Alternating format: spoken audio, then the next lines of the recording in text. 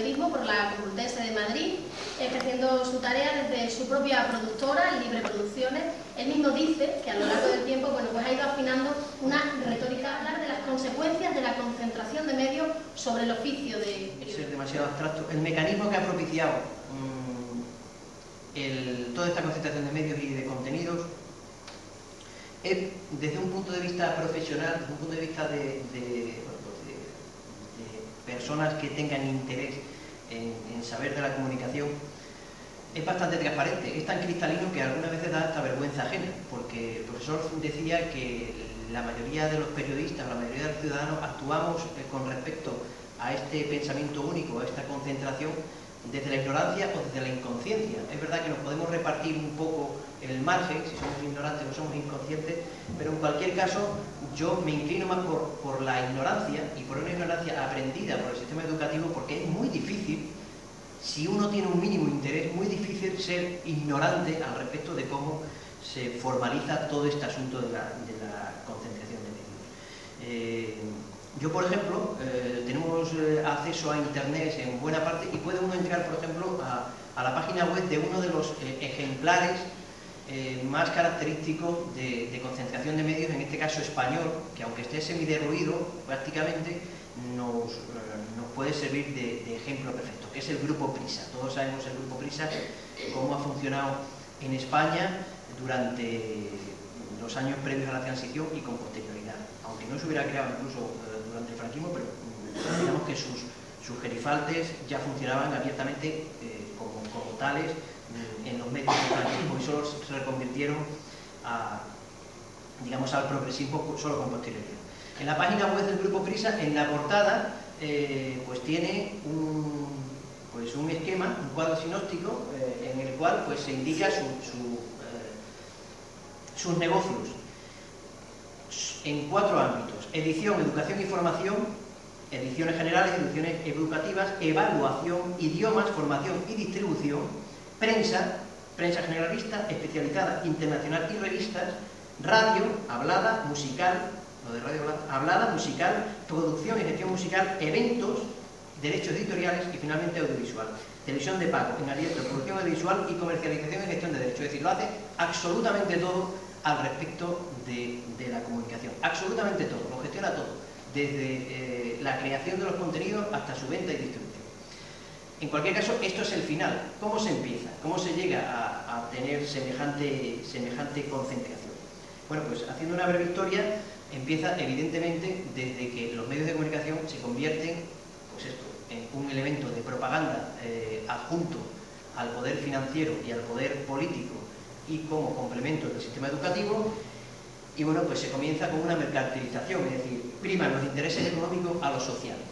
Inevitablemente esto no es algo que surja de la nada, es decir, esto tiene que haber una estrategia que propicie el hecho de que los medios de comunicación, que lo que tienen que hacer es, lógicamente, comunicar contenidos a los ciudadanos, se conviertan en empresas. Se conviertan en empresas que, lógicamente, comercialicen con esos contenidos. Al provocarse una macrocefalia de estas empresas, a provocarse un gigantismo por concentración, porque ya al haber nuevos medios de difusión, estas mismas empresas se hacen cada vez más gigantes, evidentemente el ciudadano, el lector, deja de ser el sustrato, el sustento de estas empresas. Evidentemente nosotros con nuestro euro, con nuestros 20 duros de comprar los periódicos y tal, teniendo en cuenta la cantidad de alternativas que esta sociedad ha estado provocando al conocimiento a través de los medios de comunicación, bueno, pues lo que acaba sucediendo es que ya la compra de diarios o la adquisición de estos mismos medios de comunicación pues resulta absolutamente residual por parte de los ciudadanos en función de las cuentas de estas empresas. Es decir, los lectores y los compradores de medios de comunicación prácticamente representan algo residual en sus cuentas de negocio. Ahora bien, ya no somos concebidos por los medios como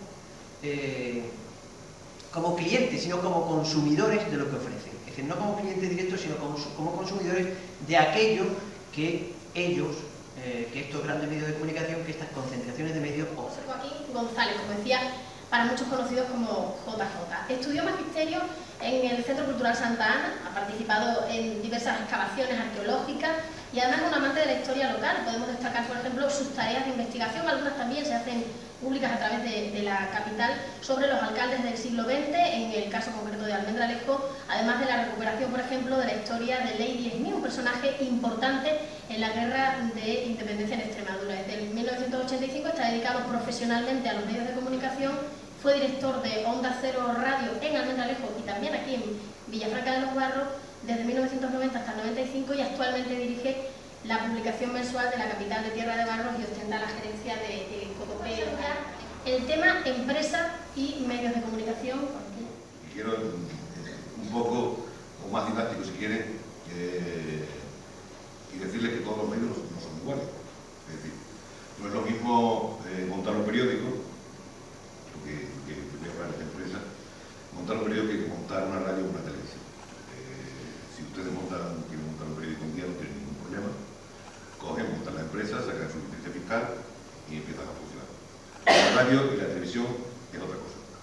Se supone que el espectro radioeléctrico es en realidad propiedad del Estado. Entonces, eso se rige por un sistema completamente distinto, se rige por un sistema de concesiones. ¿Cómo se hacen estas concesiones? Bueno, pues hasta los años 90 las concesiones las daba el gobierno central y el gobierno central decía, bueno, elaboraba un plan técnico nacional y bueno, ¿cuántas emisoras necesitamos en este modelo? Pues 20. ¿En qué puntos? Aquí, cada una de las poblaciones.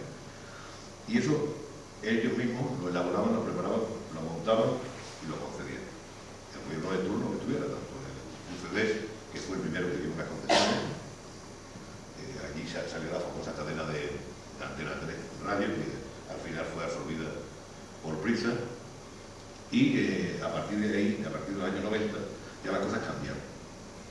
Con la competencia de las comunidades autónomas, bueno, pues estas concesiones se hacen directamente, aunque el gobierno elabora el plan técnico nacional, pero le pregunta al gobierno autónomo de turno, le dice, bueno, ¿cuántas emisoras son necesarias en Extremadura?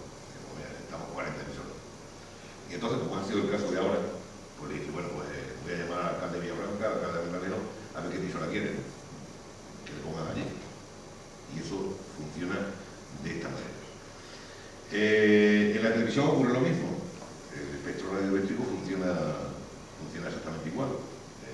Ahora mismo estamos ya con la introducción de la televisión digital terrestre. Tenemos 23 canales a nivel nacional. Tendremos 4 canales autonómicos, 2 de los cuales ya están funcionando, que son los de Canal Sur, perdón, los de Canal Extremadura Televisión, y tienen que venir 2 televisiones más, una de Prisa y otra de XFM, que por cierto tendréis también la emisora aquí de FM, ya os contaré esta tarde un poco más de cómo va a ser XFM. Y después tendremos otro múltiple local. El múltiple local va en poblaciones importantes de Extremadura, es decir, el pool que corresponde a Villafranca estará en Almendralejo y será una emisora pública y 3 emisoras privadas. Entonces así se va a componer, es decir, vamos a tener al final 23 nacionales, 4 autonómicas y 4 locales. Y así quedará conformado un poco la TD. No nos vamos a hacer ilusiones de cómo se van a dar las concesiones que se tratan ahora mismo, porque si yo les saco la lista ahora mismo de cómo son las concesiones en Extremadura, en el tema de radio, por ejemplo, les diré que el 39%, sin contar las que se van a montar, que no sabemos, pertenecen a ser o afines, es decir, el 16% son de COPE o afines, el 10%, casi el 11% Onda Cero, XFM tendrá el 10%, Punto Radio tendrá el 4%, pero claro, estos 4% son muy relativos, porque claro, por ejemplo, Punto Radio va a tener Mérida